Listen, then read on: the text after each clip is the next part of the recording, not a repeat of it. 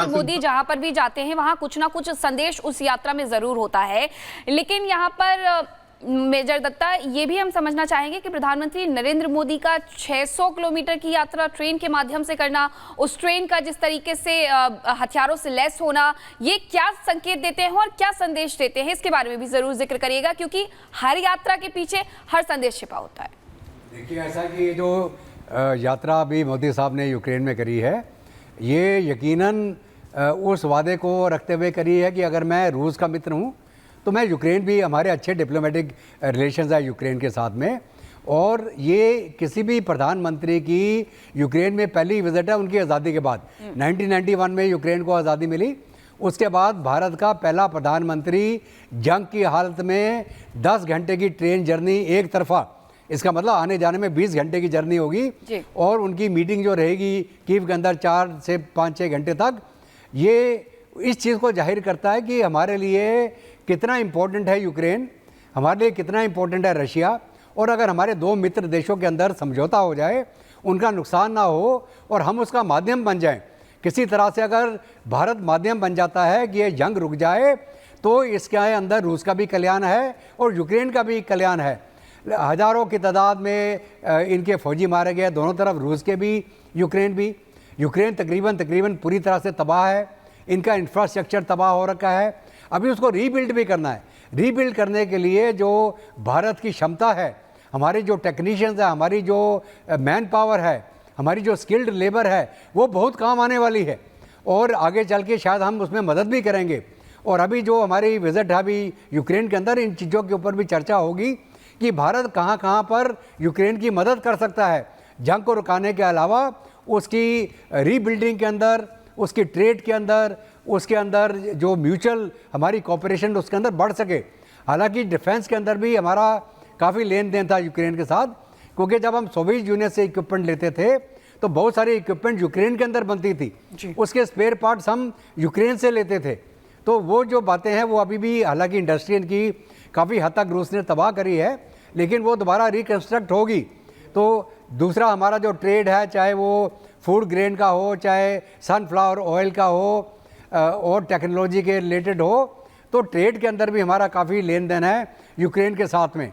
तो मुझे उम्मीद है कि ये विजिट के बाद, हालांकि इमीडिएटली सीज फायर ना हो, क्योंकि जब तक रूस क्रुक्स के अंदर घुसे हुए यूक्रेनियन को पूरी तरह बाहर नहीं निकालेगा, वो सीज फायर नहीं करेगा। तो लेकिन जो 3 मुद्दे रूस ने पहले ही बोले थे, आप क्रीमिया को भूल जाएं, डोनबास लुहांस्क को आप आज़ादी दे दें, और ये जो लाइन हमने पकड़ लिया हम इसको छोड़ेंगे नहीं, आप नेटो के साथ मत जुड़िए। अगर ये पहले ही मान लेते तो यूक्रेन का कोई चीज़ बर्बाद या तबाह होना ही नहीं था।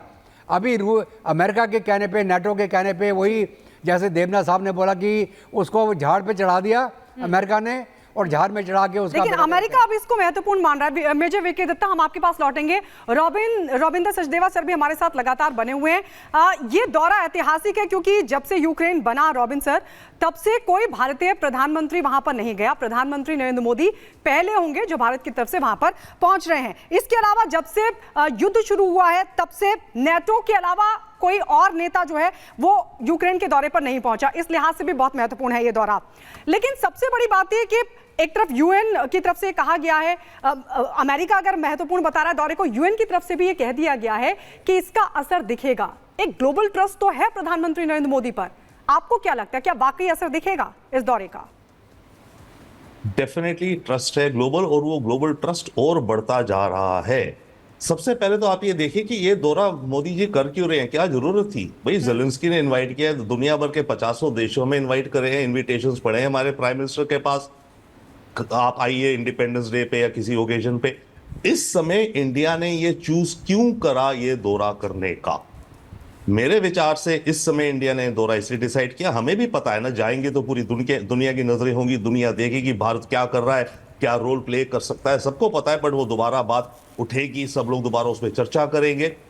तो ये दौरा हमने एक बड़ा कैलकुलेटेड, डिजाइंड दुनिया के स्टेज पे अपना कदम रखा है जियोपॉलिटिकली दुनिया को। और ऑब्वियसली महीना भर पहले पुतिन से मिले हैं और अब मिल रहे हैं, और यूक्रेन जो गए हैं, एक ये स्पेशल विजिट है एक तरह की, यूक्रेन के साथ खड़े होने की कहिए या फिर यूक्रेन या इस युद्ध को रोकने के लिए है। 10 घंटे की, जैसे जनरल दत्ता बता रहे हैं, 10 घंटा आना, 10 घंटा जाना, 20 घंटा, ऐसी एक स्पेशल ट्रिप बनाना, तो ये इंडिकेट करता है कि इंडिया अब झिझक नहीं रहा है दुनिया में जो चुनौतियां आ रही हैं उनमें डील करने में।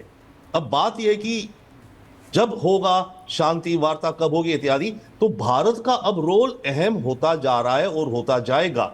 रेजोल्यूशन जो इस युद्ध की होगी, ये नहीं होगा एक देश ने कर दिया हो गया, अमेरिका ने नहीं, 4-5 देशों की आपस में बिल्कुल रविंद्र सचदेव सर, आप बता रहे हैं कि कैसे भारत झिझक नहीं रहा है अपनी बात कहने से या अपनी बात रखने से।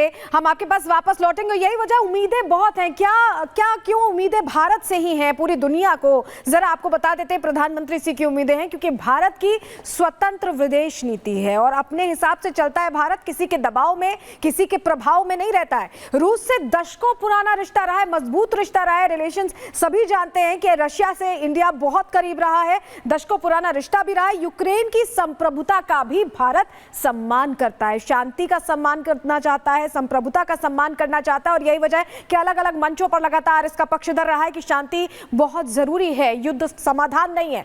यूक्रेन रूस दोनों के लिए ही यह मौका अहम हो जाता है क्योंकि प्रधानमंत्री पहुंचे हैं। दोनों देशों के दरवाजे भारत के लिए हमेशा खुले हैं। ग्लोबली अगर देखें तो भारत की धमक हर जगह है, हमेशा से ही शांति के पक्ष में रहा है भारत और अलग अलग मंचों से इस बात को दोहराता भी रहा है। पुतिन के बाद ज़ेलेंस्की को अब शांति संदेश देने की कोशिश है, क्योंकि इससे पहले पुतिन से मुलाकात हुई थी और अब ज़ेलेंस्की से आज मुलाकात हो रही है। और हमारे साथ आसिफ रमीज दाऊदी विदेश मामलों के जानकार भी जुड़ गए हैं। आसिफ जी, दोनों देशों के बीच में सामंजस्य स्थापित करना जितना जरूरी है उतना ही चुनौतीपूर्ण भी है। प्रधानमंत्री नरेंद्र मोदी की बात दोनों ही देश के नेता मानते हैं, लेकिन इस बार क्या हल निकलेगा इस यात्रा से? देखें, चुनौती और ज़रूरी, जैसा आपने कहा, ये बिल्कुल सही आपने बात कही।